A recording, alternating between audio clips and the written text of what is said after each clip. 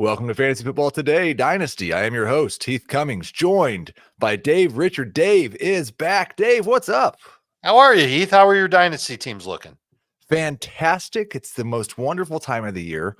Everything is optimistic. All these guys that I had from last year that I've been stashing are going to break out in 2024. All the rookie picks I just made are going to hit. Everything is awesome.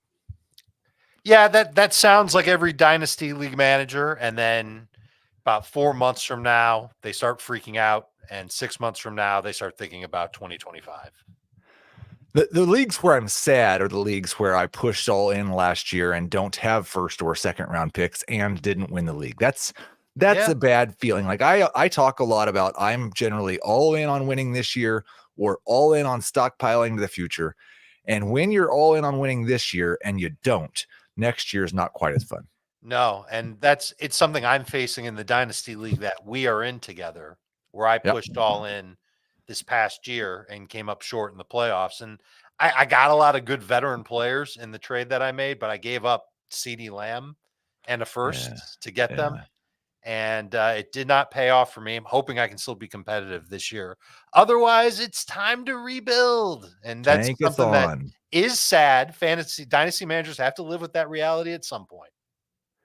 So on today's show, we are going to try to help you people make some trades or help you value these rookies a little bit better, one or the other. We're going to get some of Dave's rookie thoughts since he hasn't been on this show since the draft. We are going to talk about let's make a deal is what we'll call it. I'll go through my top 12 in a super flex rankings and make some trade offers to Dave and see if he thinks it's enough. Assuming, let's say he's the contender, I'm the rebuilder. I'm trying to get these rookies from him. He's trying to get pieces to win now. We'll see if that works. And then I asked for some grade the trade options. And I may just have to write a grade the trade mailbag because on Twitter, you guys sent me like 17,000 trades. So we're going to look at a few of those. Probably not going to look at yours, Dan. You only sent it to us so you could brag about fleecing someone. We don't need to talk about that. What we do need to do is ask three questions to Dave Richard. Dave, yes. Who are your favorite rookies that you expect to not be drafted in round 1 or round 2 of rookie drafts? Who are our deep gems? This is your chance to say Puka Nacua, and we all tell you you're brilliant in October.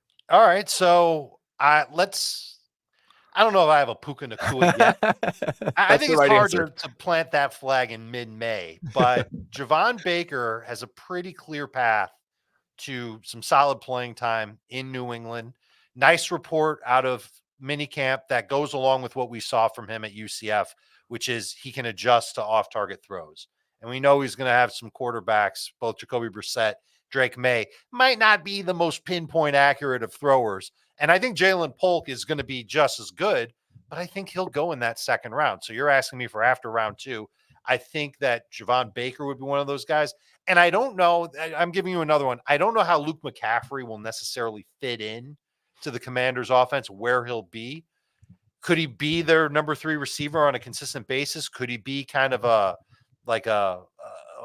gadget player that they use 20 times a game and he lines up all over the place? Maybe. But those are 2 guys that I would begin to take a look at as far as receivers that you can get after round 2 in rookie-only drafts. I love it. And I love Mr. Popminski in the chat. Hit that like for your boy Heath, or for your boy Dave, or for your boy Schaefer. Just hit the like, please. Jerry, you're right. This should be a fun show. Question number 2, Dave. Settle the debate. Drake Maye and what everyone thought before the draft, or JJ McCarthy in one of the greatest landing spots I can ever remember? If I've got to pick one for Dynasty, it's McCarthy, because I feel like that he's a little bit more NFL ready than Maye. And I love the landing spot. Anytime you're in a position where for the next several years, you're pretty much guaranteed to throw to 2 of the better playmaking receivers, at least on the young side, in Justin Jefferson and Jordan Addison. And then you can throw TJ Hockenson in there for however long he stays in Minnesota. Yeah, that's a pretty good fit. And it to me, it'll come down to whether or not Drake Maye can acclimate his game to the NFL and really become superior in terms of his technique, and the Patriots do a lot to surround him with talent, or whether JJ McCarthy stinks. And if If both of those things happen, then Maye is the right choice. But short of that, I think McCarthy is the better choice. So I'll take McCarthy. I am with you, Dave. I moved McCarthy ahead, I think the day after the draft. And as I've watched my mocks, it seems like it's probably 60-40 in favor of McCarthy. There are definitely still some Drake Maye truthers. I think Dan Schneier definitely belongs in that category. He doesn't ever draft Drake Maye because he drafts Caleb Williams so much earlier. But yeah, he still believes for sure. And it is like, is the player good enough to overcome the situation, or did Javon Baker and Jalen Polk make this a much better situation and everything's going to be okay? There's also the idea that New England isn't a finished product yet as far as their offense goes, and next year they take a stellar wide receiver and Drake Maye's ready to go, and now that offense doesn't look so bad. So it's not to say that Drake Maye's a bust and you shouldn't take him. You just when it comes to Dynasty, I like to take what I see now and I believe can carry on into the future. And I think that that's what we can see with McCarthy in Minnesota. I don't think he's going to get unseated as the starter. I don't think he's got a ton to do as far as being ready to play. I like the talent that's around him there. I don't think that's changing anytime soon. So the changes aren't going to be there so much for McCarthy. And the changes could come eventually for Drake Maye, but there's no guarantee that Maye will even be great when those changes come. Lance says the funniest guy on FFT and the nicest guy on FFT. And I'm honestly like, I thought you were both, Dave. So maybe he's just saying I brought both the funniest guy and the nicest guy on FFT on the show. Luke gets the point. He says, well, who's a vet you can use to get Javon Baker or Jermaine Burton if you missed them in a draft? And we're going to do that with my top 12 later in the show. But he puts DeAndre Hopkins, Amari Cooper, Marvin Mims, those kind of guys. Is that a little bit too rich for Baker and Burton, or are you okay with those? I think if you're deep enough at wide receiver and you're giving up those players, I think you should do it. I don't mind giving up Mims right now for one of those guys because those players could be better than Mims in 2024. Question number 3, it's another debate. Brian Thomas Jr. versus Xavier Worthy versus Lad McConkey. I've seen all 3 of these guys go off the board as wide receiver 4 in rookie drafts. Do you have a strong take amongst these 3? I'm taking Worthy first because it's not just because he's a 4.21 40 time guy.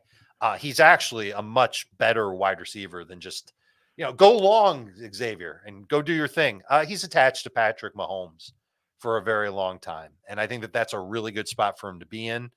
And it doesn't hurt that he's got some versatility to his game and that he's in a clever offense and should be utilized frequently, maybe not as frequently as McConkey. But if you're going to complain about the size profile for Worthy, you can do it for McConkey as well. Right. McConkey's offense won't be as explosive. Brian Thomas, I think, still has a lot to develop as far as his game goes. Yes, he's tall. Yes, he's fast. No, he's not as polished of a route runner. And, he's lean too.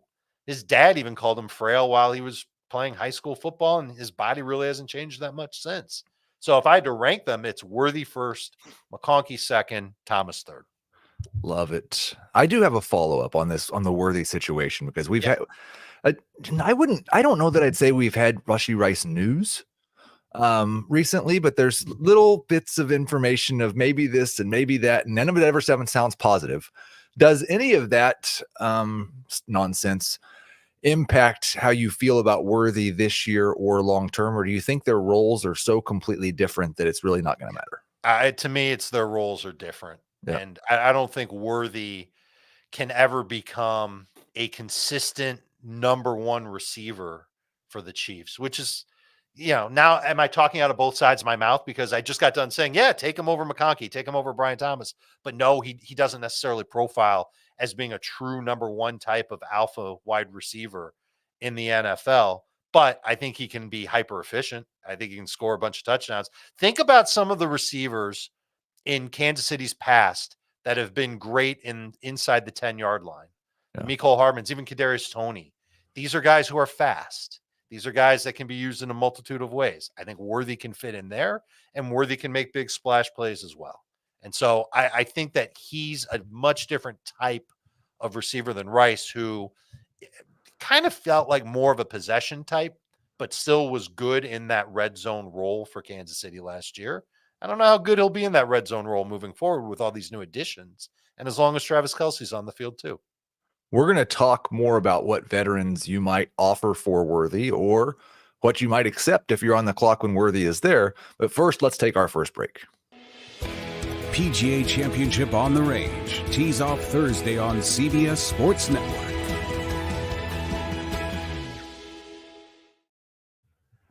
Okay, so let's explain this let's make a deal game, Dave, because it's not exactly let's make a deal. But what we're going to do here is Dave is basically on the clock for each of these picks or has just drafted these players.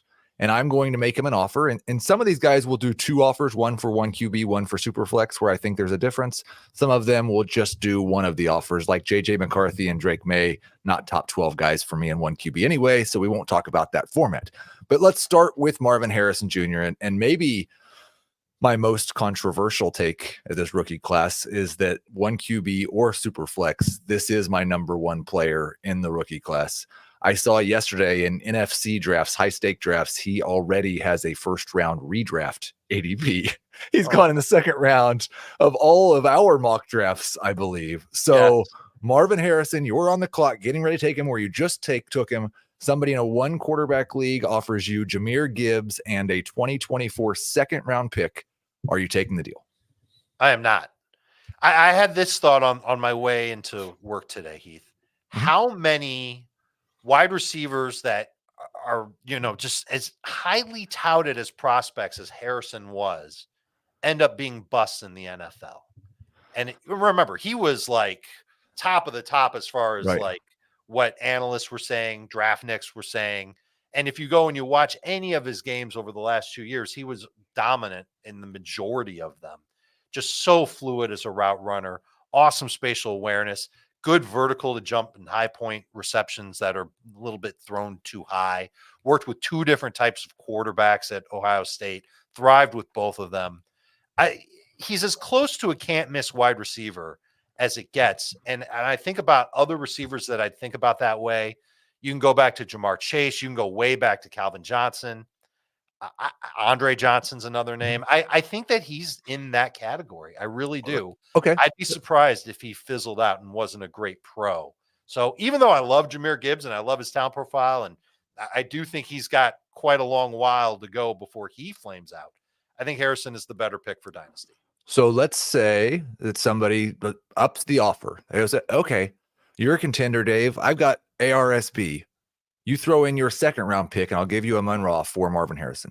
Again, I think a Munro is great too, but I'm just going to stick with Harrison. That's not enough for me to let go of Marvin Harrison. I think Harrison, to me, if we did a super flex startup. Well, we're talking one QB right now, and he is my number 7 player. Like ARSB, he's a first round pick in a dynasty startup. So is ARSB. I know, but I think Harrison is going to be better for longer. Well, okay, you would take Jefferson, Lamb, and Chase over Harrison still? I probably would take those guys over Harrison. What about Bijan and Brees? I'm taking the receiver. Okay, now let's talk about Superflex. What quarterback do I have to give you to pry Marvin Harrison away from you? Is his quarterback, Kyler Murray, enough? No. Kyler Murray is not enough. And listen, I've been, we're starting to do production on our magazine, and we write the articles and the outlooks, and I was assigned Arizona. There's some interesting facts about Kyler Murray that makes him appealing for fantasy managers, regardless of format. But he's 27 years old. If I thought that he really could be an amazing quarterback for the next decade, starting now, then maybe I'd consider it in a super flex, but I can't say that with a straight face. And I think Marvin Harrison does have that type of long-term potential to be a great wide receiver in this league. I'm happy to hang on to Harrison over Murray. And same for Richardson, Anthony Richardson. Yes, definitely the same. Joe Burrow. You're getting closer with Burrow, but I think I'm still going to take Marvin Harrison. So I think the lesson you take away here is if you were trying to trade for Marvin Harrison, you're going to have to overpay. Like we're talking about now. I had Harrison, yes. Joe Burrow at a cinch as a first round pick in a super flex league, a top 5 quarterback for a lot of people. And Dave's on the fence. So let's move on to number 2. And I love Burrow. He was another one of these can't miss type prospects. I might go Burrow. Now that I'm thinking about it, maybe I take Burrow over Harrison. But Joanna says Kyler should be enough, Dave. And listen, it's funny because I think I can craft a situation. We know how valuable quarterbacks are in super flex leagues. And if I had a team that I thought was a real contender, except I don't have a second quarterback, and somebody offered me Kyler for Harrison, I might do it. Kyler might have just as many QB 1 years left as Harrison has wide receiver 1 years left. The funny thing is that they're tied together. Let's go to the first quarterback in my super flex rankings, and that's Caleb Williams. Sure. I have him as the second pick. Let's talk first and Dan wants to come on this show and defend his Caleb Williams take at some point. He talked about it a little bit on the last show. I didn't really put him on the spot. I don't think it's anything he has to defend, although I have made reference in a couple of the mock draft articles that I wouldn't take Caleb Williams quite that high. He took him third overall in a one quarterback rookie draft. I think he has him as his QB6 right now in the rankings immediately. So in a one quarterback draft, you have a quarterback. Caleb Williams is available. Somebody offers you Travis Kelce and you're a contender. Would you take Kelce for Caleb Williams? Who's my tight end? Not anybody you really want. He's part of the blob after the top 7 or 8. All right. And you qualified this as I'm a contending team. I don't have a stud tight end, and I do have a stud quarterback. Yeah, let's say, you got. I'm going to try and squeeze for a draft pick with Travis Kelce. I would love Kelce in a second, but if I can't get that, then yeah, if I'm going for it, here's the problem though, Heath. Here's the problem. If I'm trading 102 in the rookie draft, I'm not doing it for Kelce. I'm taking Malik Nabers. But if I've somehow already ended up with Caleb Williams on my team. Well, we're talking about, here's what we're trying to talk about one quarterback and super flex both. Right now we're in the one quarterback. I understand. So this is probably like 107 or something. Yeah, because he's not going 102. I'll probably consider that deal at 107. Let's switch over to super flex. So it is 102 and Caleb Williams is available. And somebody offers you Puka Nacua for Caleb Williams. So now this comes down to, would I rather have Nabers or Nacua long term? Man, Nacua was so good last year. And I think Nabers will eventually be good. It's going to sting for a year, but I think I'd rather have Nabers. Okay. So, and that's a pretty big, like, I have Nabers ranked in my Dynasty wide receiver rankings as wide receiver 8. Puka is wide receiver 6. So there's not a big difference in the ranking there. There is a little bit of a tier break after Nacua for me. And we're going to talk about Nabers in just a couple picks, and I'm going to offer you a veteran wide receiver that's not Puka Nacua. But in terms of super flex value, Puka or Nabers right there with Caleb Williams for you. Is that correct? Yeah, they're right in that same range. No doubt about it. Let's stay in super flex. Stick with Jayden Daniels, who some people I've seen putting ahead of Caleb Williams. He is right behind Caleb Williams for me in the quarterback rankings, in the trade chart. Very little difference. I think Williams has a better floor. Daniels has a better upside. Pretty excited about both as top 12 quarterbacks. You are on the clock, or let's just say you just took Jayden Daniels, so we can forget about these other players that might be available. And you are a contender, and somebody says, I'll give you Jonathan Taylor and a 2024 second for Jayden Daniels. Would you do that? In a 1 QB? Yeah. Super flex. And a super flex. That makes it a little bit harder. If I'm a contending team and I'm okay at quarterback, what if we quantify it as saying that I've got 2 old quarterbacks? I've got Kirk Cousins and Aaron Rodgers. Right. Then you want Jayden Daniels? Quarterback long term for a stud running back plus a future second. I think I might, especially if I can get Penix for that second. And that's going to be interesting. Like, I don't have Bo Nix in my top 12, so it's possible that Bo Nix is there if it's an early second. It's possible that Penix is there. I've also done some super flex rookie drafts already where both Bo Nix and Michael Penix went in the top 12. So there's certainly no guarantee you're getting one of those quarterbacks in round 2, but it is a possibility. Comparing, let's jump to Malik Nabers, the 4th pick, because I want to compare him to this wide receiver, the guy I have ranked right behind Puka Nacua, right in front of Malik Nabers. If you're a contender, would you take A.J. Brown over Malik Nabers? If I'm a contender, absolutely. Because I can still, I think I know what I'm getting with A.J. Brown. as long as he's an Eagle. And that's been really good production for the past several years. And I think he's 27 now. I think he's going to be good for at least another 3-4 years. Yes, I think the 3 to 4 year window, I might say 3, I feel confident in, and like pretty confident he's going to be better than Nabers for 3 of the years. Definitely 2, because next year Nabers probably has a not even the best rookie quarterback, but a rookie quarterback. And this year he has Daniel Jones. That is a probably worse situation than A.J. Brown started his career in a low volume offense with Ryan Tannehill, who's at least a better passer than Daniel Jones in a super flex league. Okay. You are already talking about maybe considering taking Malik Nabers over Caleb Williams if you didn't need a quarterback. Right. Would you consider Brock Purdy over Malik Nabers if you did need a quarterback in super flex? No. And Purdy's great. And I know that he's been very consistent, but the upside isn't there. I'd rather have Nabers than Purdy. Luke makes a good point. Nabers has Drew Luck. It's not just Daniel Jones. There's your safety blanket. Let's move on to number 5. This is we already said that you agree with me, JJ McCarthy over Drake Maye. Correct. McCarthy is my number 5 player in a Superflex rookie only league. If you're a contender, though, you're probably not wanting to wait to see if he's good. You'd like to have one of these veteran quarterbacks that you know is good. Dak Prescott or JJ McCarthy? So the knee-jerk reaction is Dak, because he's been productive. He was very good last year, obviously. And the year before, after he came back from injury, he was almost as good. So he's really been on a tear for, let's call it, the last season and 3 quarters. The one concern you've got with Dak is he going to be able to keep it up after this year? Is he even going to be in Dallas after this year? And so that gives me a little bit of pause.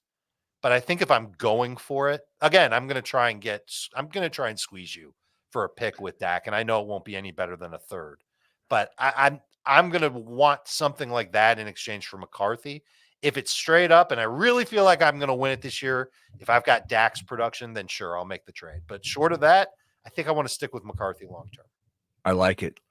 Number 6. So the second, maybe this is the most controversial thing, but over the Marvin Harrison over Caleb Williams in Superflex. But I have Jonathon Brooks as my number 4 skill position player and my number 6 player in a Superflex league. I thought, Dave, and we'll talk about the trades in just a minute, the difference between Brooks and all the other running backs in this class really got even exacerbated a little bit by what happened on draft day and the NFL saying, we don't care that he's coming off a torn ACL. He's still our favorite running back and almost a first-round pick. I believed in this guy as the best back in the class. Sounds like he's going to be okay by the time he gets to training camp. Jonathon Brooks is a top 12 dynasty running back for me. Am I just crazy on Brooks? Or before we talked about the trades, is that an appropriate value? I think I don't mind saying that he's a top 12 running back in Dynasty, but he might be like 10 to 12. Yeah. Like, I'm not sure if I'm pushing him all the way into this 5, 6, 7 range. And I'm saying that without thinking about all the other running backs that I might put there. But if I'm comparing him to like Bijan and Gibbs last year, he's behind those guys. Right. If I'm comparing him to other stud running backs that are not 28 plus years old, he's behind those guys. I'll give you the 2 backs I have ahead of him, the 2 backs I have behind him. We'll just go. This is cool. RB 7 through 11: Kyron Williams, Kenneth Walker, Jonathon Brooks, Devon Achane, James Cook. I might put him ahead of Walker because I just don't know. I don't know what the opportunities look like for Kenneth Walker, really moving forward, including this year. Right. I mean, I'd like to think that he can be the lead back for Seattle. I know that Seattle's completely revamping their offense. I don't know if it means that Walker will have even the same exact role that he had last year. Right. So that makes me a little bit nervous on him. So maybe he is inside that top 10. 1 quarterback league. Somebody offers you Patrick Mahomes for Jonathon Brooks. What say, Dave? Who's my quarterback? It almost doesn't matter. As long as it's not Josh Allen. I think I'm taking that deal. And I want Mahomes. Mahomes is like one of those diamonds in Dynasty. It's a lot different in redraft, obviously. In redraft, I don't think so. But in Dynasty, hell yeah. I've not found a good way to highlight this in my trade chart or my rankings. I just need to fudge some numbers. But I do think there's a chance that there is a big difference between what we're getting from Patrick Mahomes versus the other guys in that conversation 5 years from now. I'm not sure Josh Allen, Lamar Jackson, Jalen Hurts are going to age near as well as Mahomes. I tend to agree with you, and certainly the reason for that is because they give you rushing production. And how many rushing quarterbacks are still doing what they're doing when they're 31, 33, 35 years old? Not that all those guys are really close to being 35, but you get my point. As quarterbacks get older, I think the first number you said is accurate, 31. Okay. Yeah. So if that's the case, then yeah, the production should slow down for them. But we've seen all three of those quarterbacks progress nicely as throwers. And so if they're not running as much, that should mean that they're attempting maybe a few more passes per game than they were than in their younger days. Can they make up for it all the way? I mean, it really comes down to who's around them. I think with Hurts, you could say that. I think with Jackson, maybe. And with Allen, I'd like to see them add somebody better than Keon Coleman / Curtis Samuel / Marquez Valdez-Scantling to that receiving core before I really buy into that. But yes, Mahomes should age like the fine wine from the French Alps. We're going to stick with, beautiful, Dave. We're going to stick with the quarterback position because if you're watching here on YouTube, you can see on the screen the quarterback in Superflex that I have most closely valued to Jonathon Brooks is his teammate, Bryce Young. Now, I've already written this offseason about it. I think Bryce Young's being undervalued a little bit in Dynasty, and we should have more optimism that he's going to be better in year 2 than seems to be around. I have him as a kind of a middling QB2 in Dynasty. What do you think when you see a super flex trade where Jonathon Brooks gets traded for Bryce Young? I'm nervous that if Bryce Young can't put it all together this year, the Panthers move on because they've got a pretty impatient owner who's just committed a ton more money to a new coaching staff after what he did last year by bringing in a whole new coaching staff and blowing it up after less than a season. And it makes me nervous for what Bryce Young's career trajectory could be. And because we didn't see much from Young that makes us believe that he can take a big step forward this year, even if he takes a small step forward this year, what happens if he takes a small step backwards the year after? I think I might take Brooks, even knowing that running back shelf life isn't as good as quarterback shelf life. It's just more about Bryce Young not being able to really get the opportunity or really show that his game can translate to the pros. And I think like we're seeing Brooks in super flex leagues generally go late first round, somewhere in that pick 9 through 12 range. And as a rule, what I've always said is if you have a starting quarterback who people think is going to be starting next year as well, which I think most people still think that about Bryce Young, although your scenario is certainly plausible, that guy's worth a first round pick in a super flex league.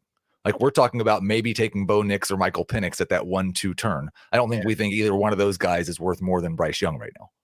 I think they're in the same boat, and that just tells you what Bryce Young's value is. And that's unfortunate because he was an early first last year in rookie-only drafts. But I'll throw this back to you. Caleb Williams, no question about it, you're going to take him ahead of Bryce Young. Jayden Daniels, same thing. Rank these three: J.J. McCarthy, Drake Maye, Bryce Young. So I'm not sure that Bryce Young isn't behind those guys. So I have it ranked. J.J. McCarthy is my number 16 quarterback, and you can find all these quarterback rankings on CBSSports.com at the Dynasty landing page on the top right-hand side of the page. Number 18, so 2 spots behind McCarthy, Bryce Young. Number 19, Drake Maye. So I do have those 3 in the same range. I have Nix and Penix like a tier or 2 below those guys. I get the tier or 2 below. I think you can make the case for Drake Maye having a little bit more of that opportunity window open than Bryce. Yes. It's more likely that Maye is getting a chance to start 3 years from now than Bryce Young for sure. I just think like Bryce Young now has Dave Canales, who we think is at the very least competent, probably good at developing quarterbacks. He's good. Yeah. He has Deontay Johnson, who gets open. Adam Thielen's a professional wide receiver. Yes. Like Drake Maye doesn't have any of these things. Not yet. We'll hope those guys turn into one of those things. Speaking of Drake Maye, he is the next player at pick 7 in my Superflex rankings. Okay. And we're talking super flex only here because in one QB, he doesn't matter in round one for me. Probably. I've got him valued the same as Jaylen Waddle in a super flex league, not one quarterback, of course, which puts you around, I think, round 3, round 4 in a startup. Is that just valuing him too much because he's a quarterback? Or if somebody offered you Jaylen Waddle for Drake Maye, would you actually have to think about it? No, I'm thinking about it. I'm thinking about it because Jaylen Waddle, he's going to turn 26 during this season. Last year was a terrible year for him. He still averaged over 14 PPR points per game. We've seen him blow up before. And I'd like to think that he still has an opportunity to be a team's number 1 receiver, whether it's Miami or somewhere else. I think I'm going to lean toward Waddle over Drake Maye. Yeah, I have Waddle 1 spot ahead of Drake Maye in the trade chart. So, yeah, I would just barely, but I do think it's close enough to where positionally that's the type of player you'd have to offer to somebody that didn't want that quarterback to get into the top 7 or 8 picks in a rookie draft. Here's the guy I'm probably too low on at pick 8. It's Odunze. Everybody else, I think, has him a couple spots higher than this, definitely ahead of Brooks. And I want to just compare him, the jumping back to one quarterback to another wide receiver. I've mostly tried to compare across different positions because I don't really understand why people make trades for the same position. But here, this one makes sense because Odunze in year 1, playing with Keenan Allen and DJ Moore and a rookie quarterback, we don't know what we're getting from him this first year. Brandon Ayuk, a consensus top 15 or 20 wide receiver. Would you rather have Odunze or Brandon Ayuk, assuming you're a contender? I'm going to go ahead and double check the age for Brandon Ayuk. And he is, Heath, you're supposed to jump in and tell me before I can find out. Yeah, I think 27? 26. 26. This is his age 26 season. And I think he's going to be productive for a long time. And I can't even say that he'll be in San Francisco the entire time. He'll be there this year, I think.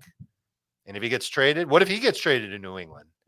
Then it might stink for a year, but then at least the Patriots will have the offense to surround Drake Maye.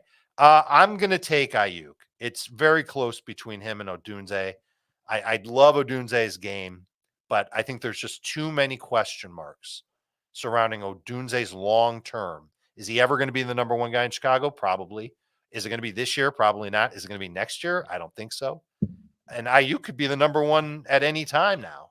He's got that type of potential to his game. I wish he'd get more targets per game. And maybe he'll get that eventually, just not in 2024. So, and I think like the distinction I made at the beginning was if you're a contender, is it close enough to where if you're skewing rebuilding, you'd rather have the young guy in Odunze, or you still just take Ayuk? It's close between those two, but I think I'd rather have Ayuk. In Superflex, we're going to talk about somebody who just got paid, Jared Goff. And a 2024 second gets offered to you for Odunze. You're a contender who needs a quarterback. Goff's now going to be the starting quarterback for the next 3 years. Looks like most likely. Yeah. We know how these things work. If he goes bad in the next 2 years, he's done. But looks like he's guaranteed the next 3 years as a starter and has been very good recently. He's been great. It's because his offensive line's protected him, and Detroit's done a good job of balancing the run with the pass. I'm still going to hang on to Odunze. I still think that there's first of all, I think I can get a better quarterback than Jared Goff, even with a 2nd-round pick coming back with him, than what I could get for Odunze. I think I can do better than that. So I'm going to hold out for either a better quarterback or I'll just hold on to Rome. I was going to say, if you have Jared Goff, see if you can trade him to Matt, who is chanting his name in the chat. Happy to get that second thrown in. I think he would have taken him straight up. And I do think it's interesting. I put out a tweet this morning comparing Jared Goff's first 3 years to Jared Goff's last 3 years to Trevor Lawrence. And both Jared Goff's first 3 years and his last 3 years have been better than Trevor Lawrence's career. That's it. I think Jared Goff is underrated in terms of maybe not as an actual player. Maybe it's because he's been surrounded by Cooper Kupp and Amon-Ra St. Brown and Sean McVay and Ben Johnson. But the fact remains he's surrounded by Amon-Ra St. Brown and Ben Johnson and Jahmyr Gibbs right now. Nothing you can do. Right. I actually have been considering moving him up a little bit in my quarterback rankings. But yeah, it's nice to have that security. but not quite enough for Dave to give up Odunze. We will talk about picks 9 through 12 and try to get to a couple of your trade requests after this break. You know what time it is. The schedule is released. Bring it! The anticipation is through the roof. This is a heavyweight matchup. Let's go! Are you ready to take? We are back, and there's Joey's also chanting Goff's name in the chat. The chat loves Jared Goff. It's just fun to chant his name, I think. Yeah, that might be. I don't know if they're going to be chanting his name if his offensive line falls apart, though. No, probably not. Maybe be chanting it for a different reason. So my number 9 player in Superflex, Dave already talked about how he's the number 4 wide receiver for Dave, number 4 wide receiver for me, Xavier Worthy of the Kansas City Chiefs. I still think it's pretty likely he's going to get off to a slow start to his rookie year and that he might be kind of playing behind Marquise Brown as opposed to alongside Marquise Brown the first month or two of the season, but still a fantastic long-term landing spot. But for this year, maybe not a starting wide receiver. So you're a contender. You just drafted Xavier Worthy. The guy a couple picks back wanted him so bad that he sends you Mark Andrews. Are you taking the deal, Dave? And now we have to check on Mark Andrews' age. Is he at the 30? 28. 28. 28. And all these ages, I say this a lot of times on this show, but I'll say it again. Anytime I give a player's age, it's not today's age. It's week 1 of the 2024 NFL season. That's your age. I don't care how old you are for the next 3 months. So that's interesting because I do care about that. I want to know how old a guy's going to be during the year. It's a little bit different if it's like January, but you catch my point. If I'm contending, so what I'm thinking, like in my mind right now is, all right, I just drafted Xavier Worthy. It probably means I passed on, or I didn't get the chance to draft Brock Bowers. And if I need a tight end that bad, would I give up Worthy for Andrews straight up? Yeah, I'd be really hesitant, but I don't think I'd be able to get Kelsey for him. Would I want Kelsey for him? I'm not sure. I think I want to hang on to Worthy, but it's so close that I'm still debating it right now as we're talking. How do you feel about this one? Well, every one of these offers that I've put together are based on my trade chart, which is on Sportsline, by the way. You can go get a subscription with the promo code Heath and see a Superflex trade chart and a 1QB trade chart, which all these trades are near ties on the trade chart. That's why I was putting them to you. And I feel like I've done a good job every time you're not sure how to answer. When you answer really quickly, times already. Yeah, every time you answer quickly, I'm like, well, I screwed that up. I got to go back to the drawing board. But if it takes you a while, then this is working the way that it's supposed to. Right. I would say that almost all of these trades, I would take the Worthy side if I was rebuilding, and I would take the Andrews side if I was contending. And I think more people should look at dynasty trades that way, as opposed to I'm winning and he's losing. Let's make both teams win. Sure. And that's the basis of what all of your trade offers should be in Dynasty. Right. Is how can I help this team win while I also help my team? And if you can't do that, if you're only thinking about your team, then you might as well be making offers against a brick wall and hoping that the wall says yes. It's never going to say yes. You need to do something that, and this works in redraft too. It's got to be a win-win for everybody, because this is why people are hesitant to make trades in fantasy. It's the used car salesman thing. Hey, come on. I was a used car salesman in a prior life. And you know this then, that people will walk into your dealership and they're not going to want to get ripped off. They don't want to talk to you, really. Best possible deal.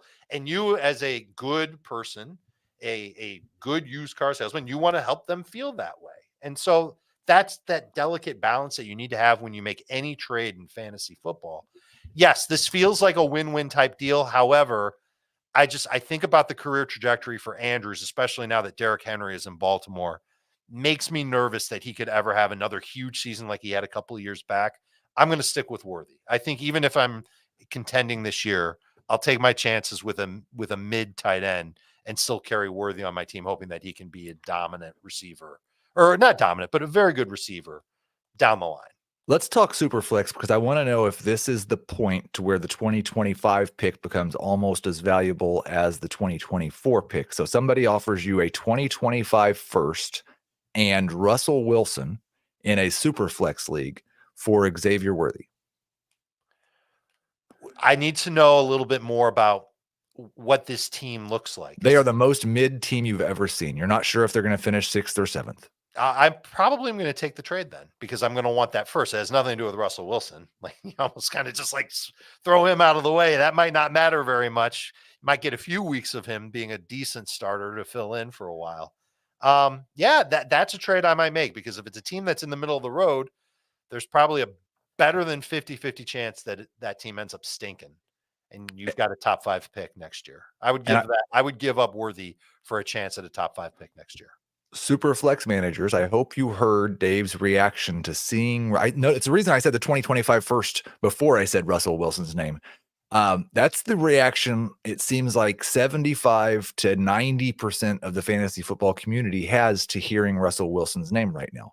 He is probably the cheapest guy that you could acquire as a QB2. That if he just returns to 75% of what he once was. I think I saw the tweet today. Russell Wilson just had and it was in quotes, horrible season, which most people would agree with, and right, finished as actually efficient. And finished as QB 14, despite the fact that he missed 2 games. And now he's being drafted as QB 32 by redraft ADP. He is down bad in the public perception. That's a cheap QB2 you can go buy for almost nothing. We'll get to my player number 10 in Superflex now, and there are definitely some Brock Bowers believers who think I have him way too low. Brock Bowers in a 1-quarterback league. You're a contender, Dave. Yes. Somebody offers you, says, you know what, Dave? You can have the former Raider, Josh Jacobs. I want the current Raider, Brock Bowers. What do you say? I'm a big Bowers backer, so I'm going to keep Bowers over Jacobs. As much as I love the landing spot for Jacobs, I think I'm the highest among you, me, and Jamie Eisenberg on our rankings on Jacobs and redraft. I want the long-term differentiator at tight end. I think that Bowers can be that. I think last year showed, all right, he's awesome in short area situations. He had a lot of short targets. It might have been because he played with an ankle injury. I've seen enough of him at Georgia where he's making plays further down the field. I think he's going to be used as a top wide receiver type tight end in Las Vegas. He's not there to block. He's there to catch and make plays and be a matchup nightmare. And once Devontae Adams is gone from Las Vegas, the door's open for Bowers to lead that team in targets for 6 straight years. I can't give that up for Josh Jacobs. I do think that there will be some people who are going to pass on Bowers in rookie drafts because they drafted Kyle Pitts 3 years ago, first overall in their rookie draft, or because they were disappointed that they took Dalton Kincaid in the first round of their rookie draft last year. And now Sam Laporta is the best, most valuable tight end. There are some people like myself that are a little bit more leery of the first round tight ends, but I think for the most part, Dave's opinion is the one you're going to get. Let's just, we'll move a little bit ahead of Josh Jacobs because I wonder if it would matter if I had offered you James Cook for Brock Bowers. You're still taking Bowers? I'm still taking Bowers. Kyron Williams? Yes, Bowers. So I have to go all the way up to a Travis Etienne? I still might take Bowers. Okay, so that's my number 6 running back in Dynasty. Dave's basically valuing Brock Bowers as a top 5 Dynasty running back, and I don't think that's that outlandish compared to how other people feel. It's good to have some Bowers backers on the show because I've not been the biggest one. Brian Thomas is my number 11 player in a super flex league. Let's go back to the same guy. Now we're not throwing a second on top. Brian Thomas Jr. or Jared Goff? I'll take Thomas still over Goff. I think I might take Thomas even if you did throw in the second. Is this because you didn't seem real excited about Brian Thomas. Are you just not very excited about having Jared Goff as your QB2? Yeah, it's more about Jared Goff than it is about Brian Thomas. It's okay. Here's a wide receiver that could have a nice productive career. He's got the type of game that lasts a long time in the NFL. Speed sticks around. Think about how long Ted Ginn played in the National Football I'd much rather have Jared Goff than Ted Ginn, though. Well, of course you would now. and honestly, Ted Ginn's career wasn't some amazing career. He had one big year, and short of that, of course, you'd rather have Jared Goff's career than Ted Ginn's career when we're talking about our dynasty teams. But it's more about Brian Thomas could have a better early career than Ted Ginn and then still manage to stick around. MVS just got a deal after one of the crummiest years that a receiver could have in Kansas City. And he just got a new deal where he might get some serious playing time in Buffalo. I don't know what's going to happen there, but you know why he keeps getting opportunities. It's because he's tall and it's because he's fast. And that's what Brian Thomas is. And if anything that Brian Thomas can do to improve his game while playing with Trevor Lawrence just makes him a much better fantasy asset than Jared Goff. Can you just please give those people that just drafted Brian Thomas one better comp than Ted Ginn and MVS, please? Who was my people are jumping? I'd have to look it up. If you give me a minute to come back to me. Yes, we got to say something good about Brian Thomas. Let's move on to Lad McConkey, who is my number 12 player in a super flex rookie draft. And the running back that I had him closest ranked to was Ramondre Stevenson. If you are a contender in need of a running back, would you consider trading Lad for Ramondre? No, I'd much rather have Lad McConkey. I'm kind of done with Ramondre. Okay, so this is a good transitional point because a guy that I have ranked right behind him, who I had ahead of him, and I've been kind of stubborn this offseason with him. And Dave sends me a text today and says, "Hey, do you want to talk about this recent Javonte Williams?" And I might put news in scare quotes, but Javonte Williams news. And there wasn't anything positive. So Dave, I assume you would also take Lad McConkey over Javonte Williams. Yeah, I'm a little surprised that I'm saying that because I was a big fan of Javonte, but I think things have not worked out for him in Denver, and I don't know if they'll ever work out. So I want to get into that news because Go ahead. Like just yesterday on FFT, he was on my breakout list. I still believe Javonte Williams is the most talented running back in Denver. This Sean Payton offense, while it drives me crazy sometimes, has been exceptionally good for producing great running back fantasy production, even in a 3-headed monster committee, because they throw a third of their passes to running backs. But everybody else has him ranked as like a high-end RB3. And now there's some stuff. I guess, would we say there's stuff coming out of Denver that indicates he might not be the starter? So I don't want to confuse, this running back looked good at rookie minicamp with, well, this is the end of Javonte Williams' time in Denver.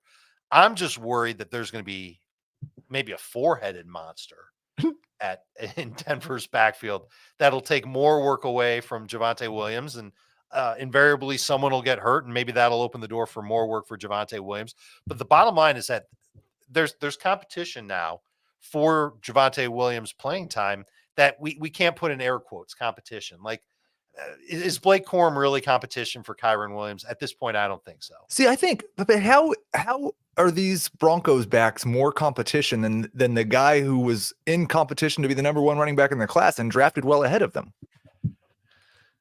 It's a good question. Sean Payton is the answer? We've already seen this new coaching staff in Denver sour on Russell Wilson. Right. And take a humongous salary cap hit just to get him off the team. And take a haircut on Jerry Jeudy. And they did the same thing with Jeudy. And so they're reshaping this roster with the guys that they want, not the guys they inherited. And I can't say with dead on certainty that Javonte is going to have the exact same type of role in 2024 as he had in 2023. And by the way, in 2023, he didn't even average 12 PPR fantasy points per game. In fact, he's never averaged 12 PPR fantasy points per game. One of these years, he didn't play very much, but the other 2 he did. I'm nervous about Javonte long-term. And I understand that even completely. If he stays in Denver, it could be a situation where he's playing 45% of the snaps. And when he does catch the ball, it's going to be on those first down throws. But I don't know. I don't know if it's going to be as many checkdowns with Bo Nix as it would be with Russell Wilson last year. Maybe they let Bo throw it, 5-7 yards downfield instead of 2 or 3 yards downfield. I'm uncertain about it, and that makes me nervous to have Javonte. I understand that. I think the upside case for Javonte is that those numbers from last year were his first year coming off of an ACL. And we often see an improvement in year 2 coming off of an ACL. And he has the best pedigree of the group. And hopefully Samaje Perine not going to matter. And Blake Watson's a UDFA. And the other guy doesn't do the same thing that Javonte does. He's a hammer. So like maybe you see a situation where Who were the moving parts in that? Pierre Thomas, Mark Ingram, Darren Sproles. Weren't they all three there at one point in a three-headed Probably. monster? I'd have to go back and look. Yeah, but like, and I think, but at that point, if I'm remembering correctly, Pierre Thomas was on the way out. yeah. So his role completely got reduced for the hot new young running But back. it is the most ambiguous, not just backfield, but offense in the NFL. I have no idea between Cortland Sutton and Troy Franklin and Marvin Mims. I have no idea if they hate Greg Dulcich or if he's going to see 110 targets at tight end. And I don't know who they're going to play at running back. I don't think they like Dulcich. I don't think it doesn't seem like Sean Payton likes anyone who was on the team before he got there. But then they didn't have. Was Patrick Surtain there before he got there? Yeah, we'll hope that he's still on the team. He likes him. Week 1. That's enough of that game. Let's get in to grading your trades, and I'll tell you in the chat if you've got a recent Dynasty trade that you would like for us to grade. I will try to get to a couple of those as well. I'm just going to send you or tell you, Dave, a few trades that we're seeing. Okay. Bijan Robinson was dealt. Oh, wow. You've got to get a big haul to trade Bijan Robinson. Yeah, let's see. What'd we get? Paul got Bijan Robinson. He sent away James Cook and Chris Olave. Awesome. You love it. I like the Bijan. I don't know what your trade chart says, but I'll take the Bijan side of that deal. I always like getting the best player in the deal. So that's like I always tell people you got to overpay by at least 10%. Or get overpaid by at least 10%. This is a top 12 running back and a top 12 wide receiver for me. So it's on that path, but I would rather have Bijan. I've got James Cook worth about 25 points on the trade chart. Chris Olave, I'm a little bit lower on, I think, than average. He's right behind him. And so the Bijan side wins. I give it a B+. I'm not quite going to an A. Mm-hmm. Somebody traded away Ken Walker for Devin Singletary and this 4th pick in the 2nd round of a 2024 rookie draft. Yeah, I'm keeping Walker. Yes, it's a D+. I think it's like an F. Oh, you're giving it an F. Dave's not. Like I'd rather have Walker. Like Devin Singletary had a great second half last year. It was a really good situation that he found himself in. I can't imagine he'll be anywhere near as good with the Giants. And then if he struggles this year, that might be a wrap on him ever being a majority touch running back in a backfield. And then what's the 2nd rounder that you're getting? 4th pick of round 2. We're talking about the 16th player off the board in a rookie draft. I don't think that's going to be somebody that's got the same type of upside as Walker. Trey Benson, or it's probably Trey Benson if you want to take a running back there. You think Benson falls that far? In a super flex, he does. In a one quarterback, he doesn't. Yeah. Because I'm not sure he falls that far, even in a super flex. So we got a monster trade here. Randy traded CJ Stroud and Puka Nacua in a 16-team Dynasty league. So depth matters. Giving up Stroud and Nacua for Justin Jefferson, 102 and 202. It is super flex. So Stroud is worthy of you traded basically 2 first-round picks in a startup for probably Justin Jefferson and either Caleb Williams or Marvin Harrison. I'm taking the Jefferson side of that deal. Yeah, Jefferson again, best player in the deal. That's a monster deal, though. Can you even imagine pulling that off right now? No, that's a tough one to pull off. I'm somebody clearly is believing in CJ Stroud improving as his career goes on, and I can't say that that's not going to happen. That's certainly something within the realm of possibility. Well, and you would rather have Stroud than Caleb Williams, right? I would rather have Stroud than Caleb Williams. But so I think that the difference between Stroud and Caleb Williams isn't quite as bad as you might think it is. And it's not as big as the difference between Jefferson and Puka is what you would say. That too. I think Puka's value might be overblown a little bit after how he did last year. I mean, honestly, everything has to come back to being exactly what it was in LA again let's put it this way. Is Nacua still going to be as productive if Cooper Kupp is healthy? Is Nacua still going to be as productive if Matthew Stafford isn't there? And Stafford eventually won't be there. And so it makes me a little bit worried that Nakua's value could be it could be inflated a little bit. I still think he's a good receiver. Don't get me wrong, man. He's awesome. But being in the same conversation as Jefferson long term, I don't think so. So we do have a trade in the chat here. Michael Pittman or 110 in a 12-team Superflex draft. So we just ran through my I think 110 is most likely going to be either Jonathon Brooks or Xavier Worthy, Brian Thomas or Lad McConkey. Would you rather have Pittman or those guys? If it's half PPR or non-PPR, I'll take the other guys. If it's full PPR, I'll stick with Pittman. I do have Pittman ahead of all of those guys, so I would lean towards Pittman unless Jonathon Brooks falls, and I'd rather have Jonathon Brooks than Pittman. Lance made a trade, one quarterback. He traded Chris Godwin, Austin Eckler, and 3 third-round picks for a 2025 first, probably late, Dontavian Wicks, and Geno Smith. It doesn't. I like that you got the first. I think the first might be the best asset in the deal. For sure. And so that's why that deal works.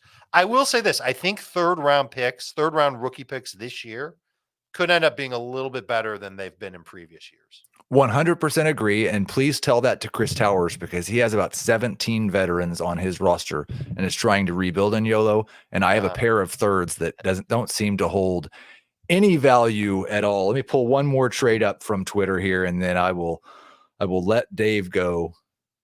It's been a great time. This one, I don't. That's how Dynasty should be. Fun. Somebody traded Devontae Smith for a 2025 first and a 2026 first. I like it. I like the first. I like that you're getting 2 firsts for Devontae Smith. I think that somebody overpaid for Devontae Smith. I am still, I find, higher on Smith and Waddle, I think, after last year than a lot of people. But I would take the 2 firsts, especially if I was going into a rebuild, which it sounds like you are. I lied. There's one more because I really like this trade. Somebody traded 109 and 110 this year, 109 and 110, along with Keenan Allen for 104 and 108. So they move up 5 spots from 109 to 104, 2 spots from 110 to 108, and they give up Keenan Allen. The 08 better because now you're locking yourself into one of those elite players in a deep class and getting 108. I mean, it's basically the same thing as 109.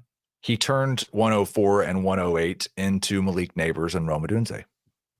That's excellent. For Keenan Allen, 109 and 110. Great job. Great job, Mike. Wow.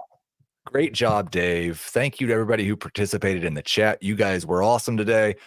To everybody listening on the podcast, thank you as well. We will be back later this week recording on Thursday night. The podcast will be up on Friday as normal, and we will talk to you later.